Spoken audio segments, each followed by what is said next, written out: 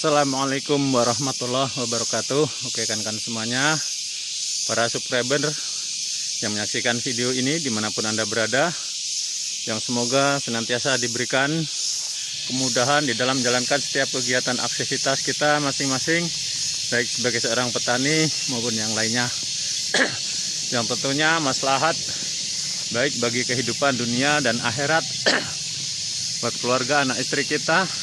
Terlebih ini di bulan yang mulia, di bulan penuh ampunan, di bulan keberkahan, di bulan suci Ramadan ini semua amal ibadah dilipat gandakan. Selamat menunaikan ibadah puasa, semoga diberikan kekuatan Islam, iman, kesehatan untuk bisa menjalankan ibadah puasa dengan sempurna.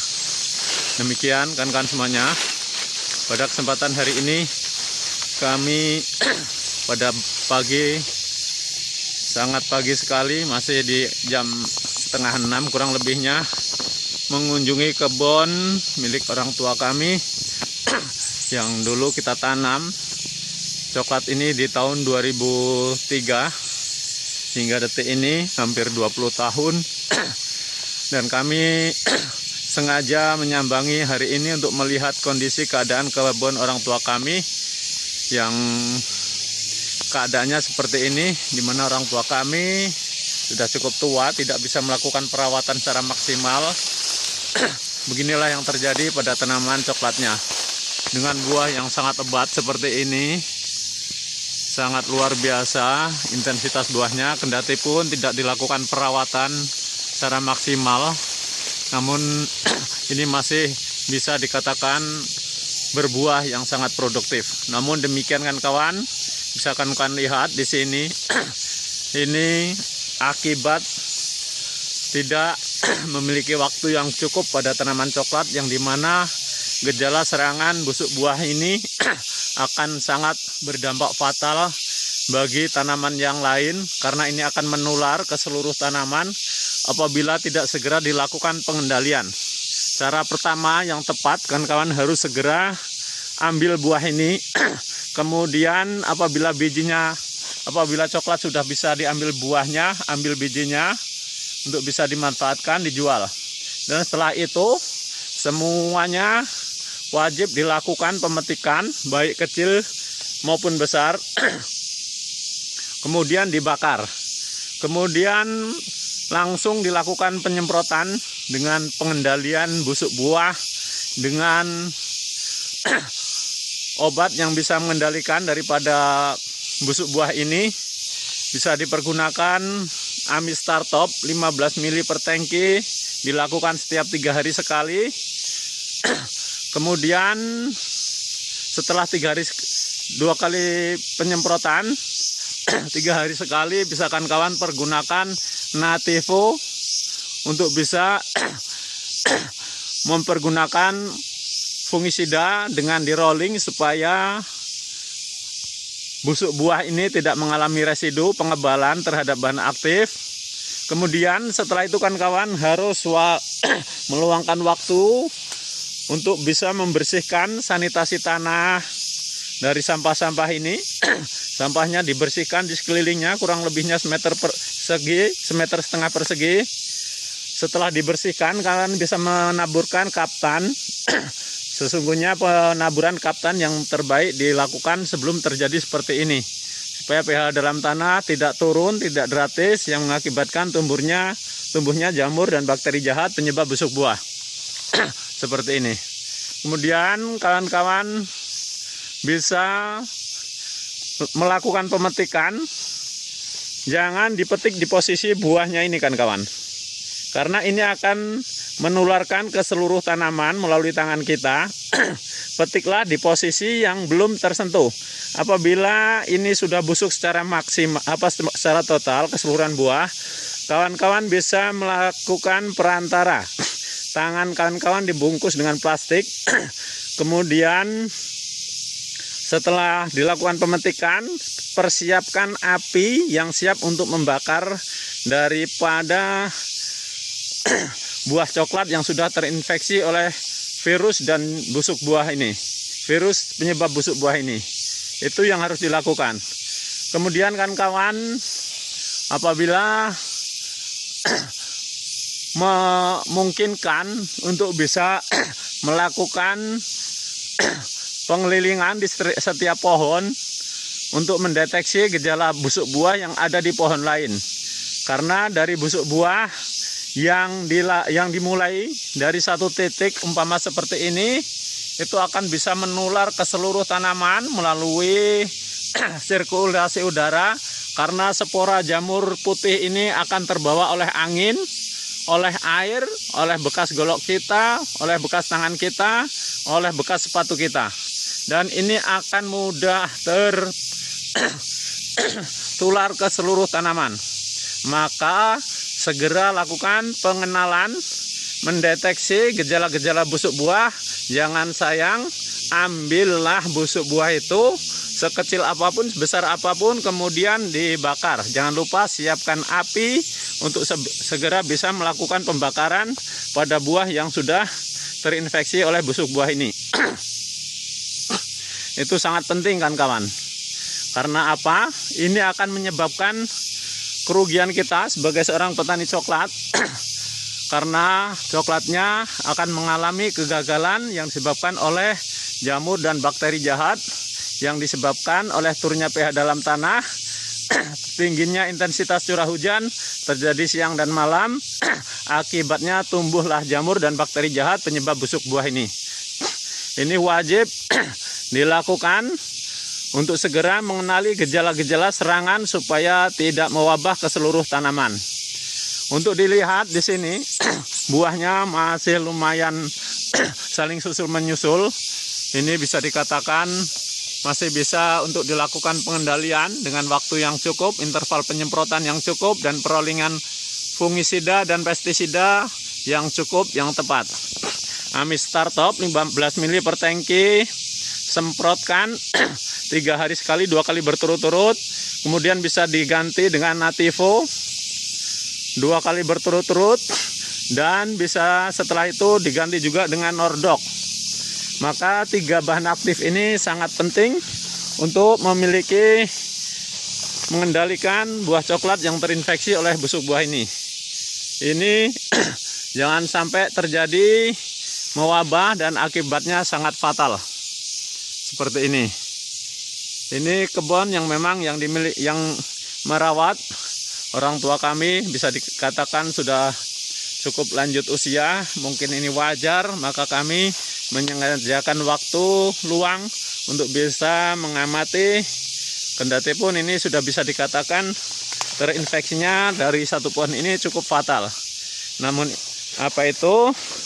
Tentunya masih memiliki manfaat apabila kami tidak melakukan kunjungan kebun kepada menyempatkan waktu kepada kebun orang tua kami. Ini akan sangat kasihan. Ini yang terjadi. Jadi demikian kan kawan yang dapat kami bagikan. Semoga bermanfaat. Salam sukses selalu. Tetap semangat, pantang menyerah, positive thinking, doa dan tawakal. Jangan pernah menyerah. Supaya kawan-kawan bisa tetap bisa fokus. Karena dengan kata kunci tetap semangat, pantang menyerah, insya Allah keberhasilan tidak akan pergi kemanapun. Dan ini kan kawan, jangan lupa kan kawan, tinggalkan subscribe-nya, like-nya, share-nya, komen-nya pada channel kami supaya kami masih bisa berbagi video di kesempatan yang akan datang. Ini alhamdulillah kan kawan masih bisa dilihat di sini cukup lebat, alhamdulillah belum ada gejala. Dan supaya tidak tertular daripada yang sudah terinfeksi itu tadi, ini segera langsung diberikan protektornya, yaitu pengamanan. Diproteksi, dicegah, karena pencegahan itu lebih utama daripada mengobati, lebih mudah dan dampaknya lebih efektif. Maka lakukan pengendalian. Yang pertama, sampah-sampah ini biar tidak menjebak air dalam tanah, biar cepat terurai kendati pun terjadi hujan siang dan malam.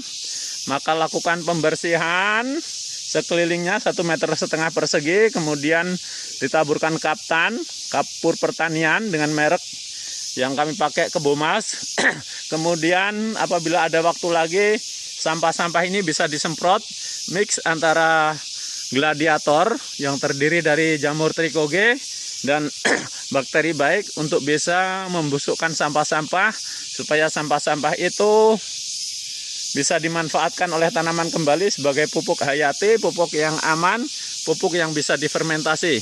Karena di dalam gladiator ada semacam kandungan yang bisa segera melapukkan sampah-sampah yang bisa dijadikan bahan pupuk secara alami, terfermentasi dengan sendirinya, dan bisa memberikan imunitas tanaman dari serangan jamur dan bakteri jahat.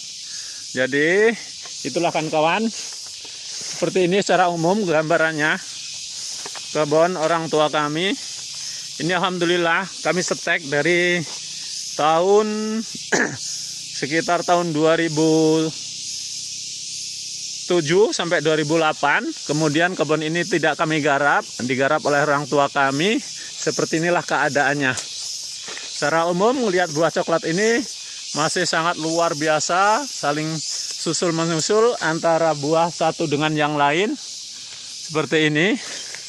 Dan ini varian lokal kan kawan, yang kami setek, kami kembangkan ini.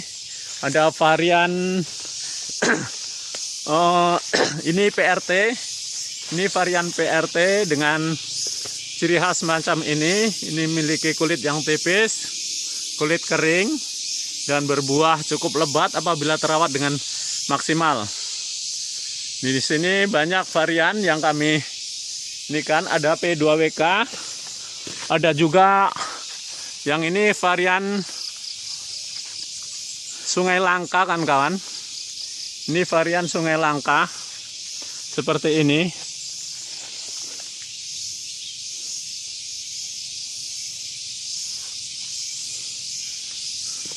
Cukup rimbun, sampahnya tumpuk menumpuk, namun alhamdulillah buahnya ini harus dilakukan pengendalian hama PBK, yang dimana PBK merusak kulit-kulit ini, namun PBK tidak merusak buah kawan-kawan. Beda dengan Helopithis. Kalau Helopithis tidak merusak buah, tidak merusak kulit, tapi merusak buah. Karena Helopithis menyerang buah, dihisap buahnya, dan menjadikan buah kosong, gabuk, berkele, bantat. Sedangkan PBK menyerang kulit, tapi dampaknya buah kerdil. Nah, ini ada kutu palsu, kutu putih. Ini pengendaliannya hanya bisa mati dengan metindo atau yang lainnya. Tapi yang paling bagus yang sudah kita pergunakan, yang cukup murah, ini dengan metindo. Jadi seperti itu kan kawan. Lihat kan kawan, buahnya luar biasa, sangat mantap buahnya. Seperti ini. Seperti ini.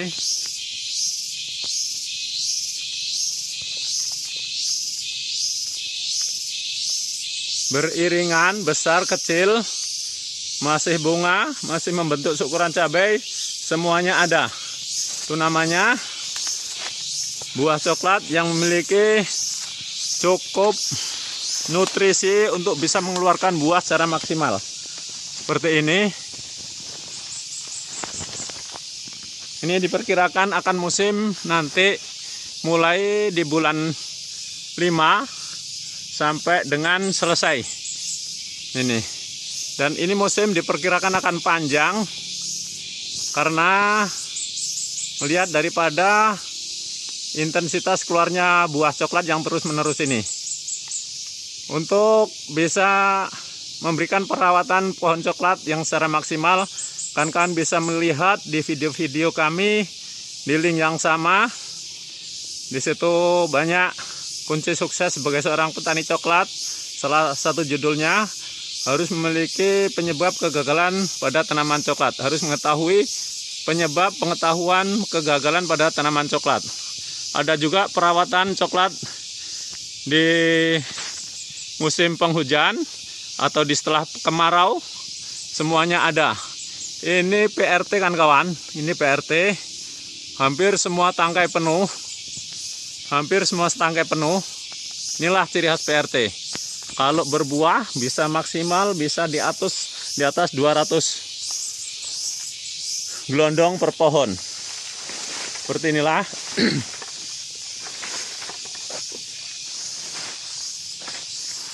Keadaan daripada kebun yang dirawat orang tua kami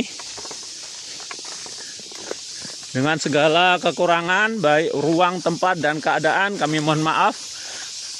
Terlebih pengetahuan dan keilmuan kami mohon maaf yang sebesar-besarnya. Di sini berbagi motivasi, berbagi inspirasi untuk bisa mengambil manfaat daripada video yang kami miliki. Hampir coklat yang berwarna merah. Klon ini buahnya penuh. Ini PRT kan kawan. Ini PRT yang berwarna merah. Ini PRT yang berwarna merah. Semuanya penuh. Di sini yang belum kami lihat, kayaknya setekan kami yang hampir sudah nggak ada, klon MTS. Karena mengapa? Karena kebun ini secara umum perawatannya diserahkan oleh tenaga kerja. Jadi pada waktu perantingan mereka tidak mengetahui kalau itu setekan unggulan ataupun itu tunas setekan, kemudian dibakar, dibabat, dibuang, ditunas. Nah, di sini kan kawan, ini masih mending, ini masih bisa dimanfaatkan karena ini sudah besar, sudah matang, dan ini wajib dipetik. Wajib dipetik seperti ini.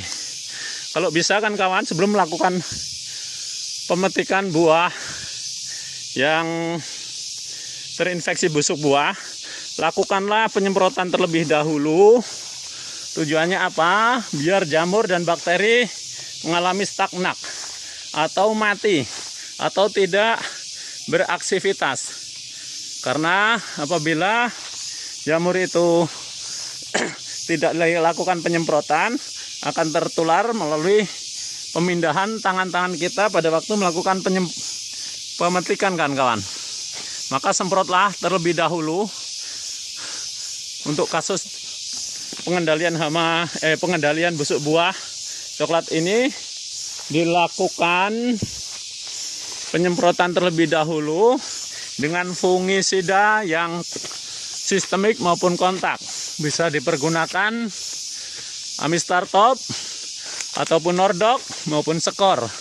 Tapi untuk kawan-kawan perlu pahami, mempergunakan Nordok tidak boleh beriringan dengan racun maupun fungisida yang lain, dengan insektisida maupun fungisida yang lain. Karena Nordok bersifat bakterisida yang tidak bisa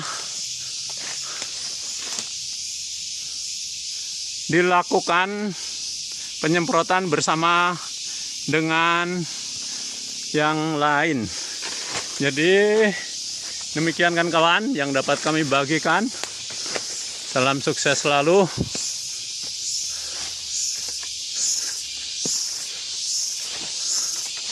Buat kita semuanya. Demikianlah.